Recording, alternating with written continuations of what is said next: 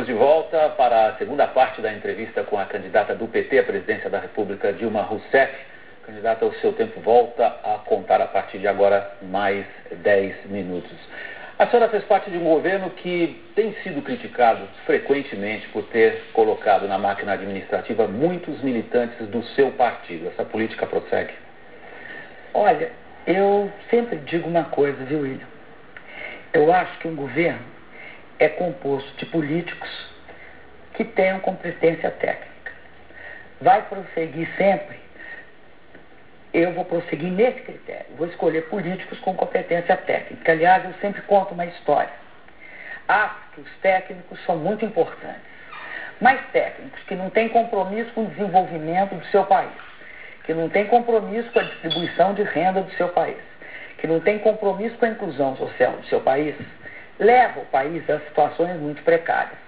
Eu, por atos do ofício meu, como ministra de Minas e Energia, me relacionei com vários ministros da América Latina. E, uma vez, estava numa reunião, era véspera de Natal, e começou aquela conversa meio social, meio de final de reunião, onde você vai passar as férias. Nós, todos, eu me disse, na minha casa, onde você mora, em Porto Alegre, cada um, eram vários ministros.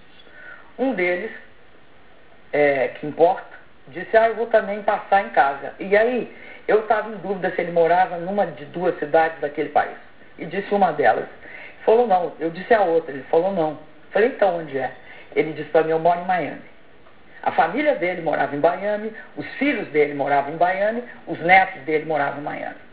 Eu não acredito que alguém que não crie sua família no Brasil, que não tenha interesse na educação dos seus filhos de qualidade no Brasil, que não sinta no coração amor pelo seu país, a ponto de morar nele, de aguentar as consequências, todas as consequências da vida que um governo vai produzir lá, seja uma pessoa confiável. Então, eu sempre vou escolher políticos com competência técnica. E aí, todos os do meu partido que forem políticos com competência técnica para cargos específicos ocuparem esses cargos. E isso não vale só para o PT. Isso vale para todos que ocuparem cargos no meu governo. Qualquer partido? Qualquer partido. Candidato, o Brasil... Aliás, sempre disseram que eu era um pouco exigente, não sei se você lembra. Sempre disseram, olha, ela é um pouco exigente no que se refere à qualificação para cargos. Ou seja, não importa a carteirinha? Olha, eu acho que a carteirinha, já expliquei, importa sim. Se a carteirinha foi isso que eu disse. O compromisso com o seu país. Política não é sempre uma coisa ruim. Política não é sempre uma coisa suja.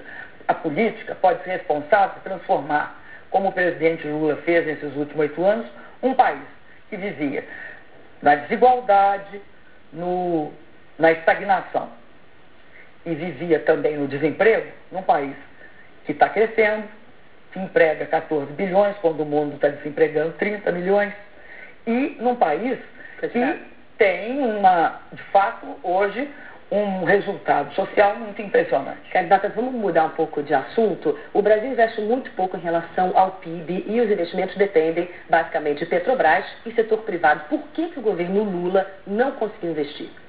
Eu não concordo com a afirmação. Acho que houve um esforço extraordinário do governo Lula para investimento. E isso é visível hoje nos números. Nós aumentamos bastante o investimento público. Óbvio que a Petrobras aumentou seu investimento, que a Eletrobras aumentou o investimento. Agora, os investimentos privados, por exemplo, na área de infraestrutura, foram demandados por leilões do governo. Já que a senhora está falando de números, eu gostaria de dar alguns números aqui. 40% da riqueza nacional do país vão para o governo e o governo só é responsável por 2% dos investimentos no país. Veja bem, é o tipo do dado que ele não tem precisão econômica e não tem precisão orçamentária. Porque é o seguinte, o governo, infraestrutura, nós passamos mais de 25 anos sem investir. Hoje, nós estamos fazendo as seguintes obras. Interligação da bacia de São Francisco, 6 bilhões de reais. Para levar o quê? Para levar água para 12 milhões de pessoas no semiárido nordestino. Acabamos com a história do racionamento de 8 meses que aconteceu no Brasil. Hoje, vocês não veem mais alguém dizendo que o Brasil corre risco de racionamento. porque não tem risco de fracionamento. Você vê, Jirau e Santo Antônio.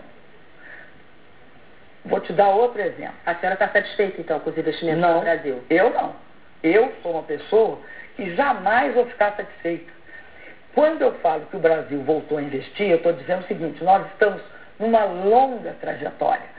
Vamos precisar investir muito mais. Por exemplo, em casa própria para as pessoas, voltamos a investir. Saneamento. Saneamento, hoje, eu estava dando um exemplo aqui em São Paulo, que nós botamos em saneamento aqui em São Paulo 8,6 bilhões. Candidata, parece haver um consenso, a senhora é economista, parece haver um consenso entre os economistas. Primeiro, que a nossa taxa de investimento é muito baixa em relação ao PIB. A senhora faz parte desse consenso. Há um outro consenso ainda. Chegamos a 19, né, William? É, onde estamos mais ou menos. Não, nós queríamos ter chegado a 21. A 24, 25. Não, a 21. Nós íamos chegar a 21 em 2009. Mas eu quero chamar houve a crise e nós caímos outra vez. Eu quero chamar a atenção da senhora para outro consenso. Eu quero saber se a senhora faz parte desse consenso também, já que primeiro a senhora admite que os investimentos são mais baixos do que poderiam ser. Como é que o Brasil vai continuar crescendo? Não vamos crescer a mesma coisa que crescemos no primeiro semestre. O ministro da Fazenda estava comentando isso agora, pouco antes da noite. Como é que nós vamos conseguir manter o mesmo ritmo sem fazer um severo ajuste fiscal? A senhora já está pensando nisso? Eu sou, hoje, contra que se faça ajuste fiscal agora no Brasil. Por causa da eleição ou porque a senhora não quer dizer ainda agora? Não. O Brasil teve que fazer ajuste fiscal porque precisou fazer. O que é ajuste fiscal? Ajuste fiscal é regime de caixa.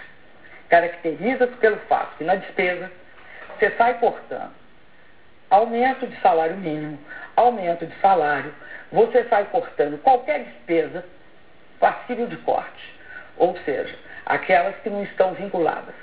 Investimento de saneamento, nem pensar. Ela caracteriza primeiro por isso. Como é regime de caixa, tem o lado da receita, que todo mundo esquece. Sabe o que você faz? Você aumenta o imposto. Não tem jeito. Aumenta o imposto, além de aumentar o imposto, sentam no caixa. Então, vamos supor que você seja um empresário. E aí você tem um crédito tributário. Um crédito devido a você. O fisco te deve e vai ter de pagar. Sabe o que é o regime de caixa? Te devolve em 48 meses. Em vez de te devolver automaticamente, te devolve em 48 meses. O Brasil não precisa de passar por isso mais. Sabe por quê, William? Primeiro, a inflação está sob controle visivelmente. Nós estamos com 260 bilhões de dólares de reserva. E a relação dívida líquida sobre PIB está caindo inquestionavelmente, está em 41%. Nós, inclusive, tivemos de ter um aumentozinho em 2009, mas foi a única vez. Fizemos superávit todos os anos. Então, o pessoal que está defendendo ajuste fiscal está errado. O que nós temos de defender é outra coisa. O Brasil tem de crescer e tem de controlar seus gastos. Não pode sair crescendo e gastando dinheiro a roldão. Um governo que não controle direito seus gastos, que não pegue o seu dinheiro e olhe se ele está devidamente aplicado, não é o governo que eu defendo. Agora, defender ajuste fiscal, como foi praticado no Brasil, é um crime hoje. Candidata. Hoje, nós estamos na fase do investimento, do planejamento, do controle, né, e da fiscalização do gasto público, mas não estamos na fase do ajuste fiscal.